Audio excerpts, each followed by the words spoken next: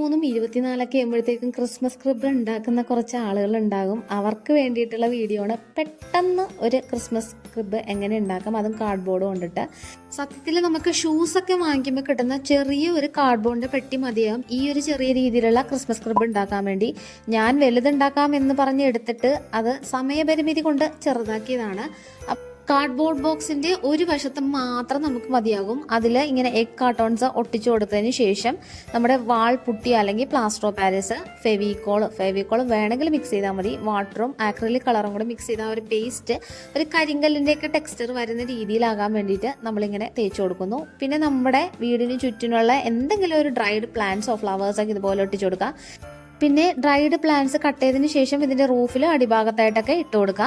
ഭാഗ്യത്തിനുണ്ടെങ്കിൽ ഇതുപോലുള്ള ഒരു wooden piece ഉണ്ടായിരുന്നു, അത് ഫ്ലെക്സ് ക്യൂക്ക് വെച്ചിട്ട് ഫിക്സ് ചെയ്ത് കൊടുക്കുന്നുണ്ട്. ഇത് നമ്മുടെ ഹോം മെയ്ഡ് ക്ലേ വെച്ചിട്ട് ഉണ്ടാക്കിയ നേറ്റിവിറ്റി സെറ്റാണ്. ഇതിന്റെ വീഡിയോ അപ്ലോഡ് ചെയ്തിട്ടുണ്ട് കേട്ടോ. അപ്പോൾ പെട്ടെന്ന് ഉണ്ടാക്കിയ ഈ ഒരു കൃതി ഇഷ്ടമെങ്കിൽ നിങ്ങൾ സപ്പോർട്ട് ചെയ്യാൻ മറക്കരുത്. എല്ലാവർക്കും മെറി ക്രിസ്മസ്. Bye bye.